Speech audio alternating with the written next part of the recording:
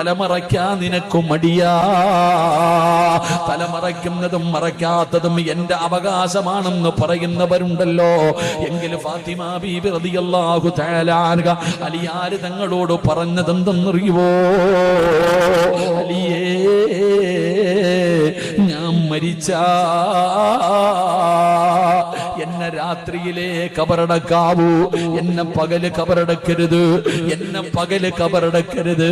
എന്തേ ഫാത്തിമ, എന്തേ പകല് കബറടക്കിയാൽ എന്താ? ഫാത്തിമ ബീവി പറഞ്ഞ മറുപടി എന്തെന്നറിയോ? സുബ്ഹാനല്ലാഹ്,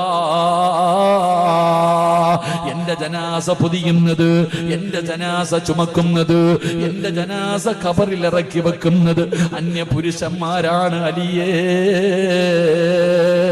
എന്റെ ജനാസ കൊണ്ടുപോകുമ്പോ അവരെന്റെ ശരീരത്തിന്റെ വടിവ് കാണുന്നത് എനിക്കിഷ്ടമല്ല അലിയേ.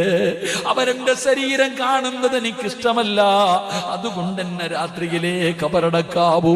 ജനാസ കൊണ്ടുപോകുന്ന സമയത്ത് പോലും, ഖബറിലിറക്കുന്ന സമയത്ത് പോലും ഒരാളും എന്റെ ശരീരത്തിന്റെ വടിവ് കാണുന്നത് എനിക്കിഷ്ടമല്ല അലിയേ. ഈ ഫാത്തിമയുടെ പുറകിൽ നിന്നാ നീ സ്വർഗത്തിൽ പോകേണ്ടത്. നീ ആരെന്നറിയുവോ?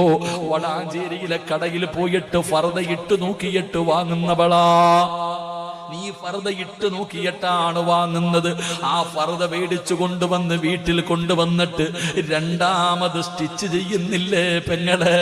ഇറുക്കമുള്ളതാകാൻ, നിന്റെ ശരീരം കാണാൻ നല്ല ഇറുക്കമുള്ളതാക്കാൻ രണ്ടാമത് സ്റ്റിച്ചിട്ടിട്ട് നടക്കുന്ന പെണ്ണുങ്ങളുണ്ടല്ലോ. തലമറയ്ക്കാൻ നിനക്കും മടിയാണ്. ഇന്ന് തലമറയ്ക്കാൻ നിനക്കും മടിയാ. പ്രായമുള്ള ഉമ്മമാര് പോലും ഇന്ന് തലമറയ്ക്കാത്ത കാലവാ.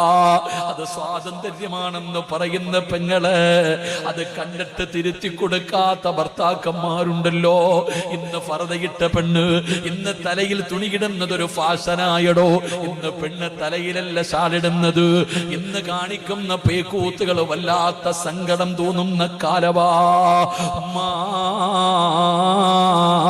16, 18, 20, 25 വയസ്സുള്ള പെണ്ണുങ്ങളെ കാണിച്ചാ പറയാം അവര് ചെറുപ്പക്കാരാ, അവർക്ക് പക്വതയില്ലാത്തത് കൊണ്ടാ ചെയ്യുന്നതെന്ന്.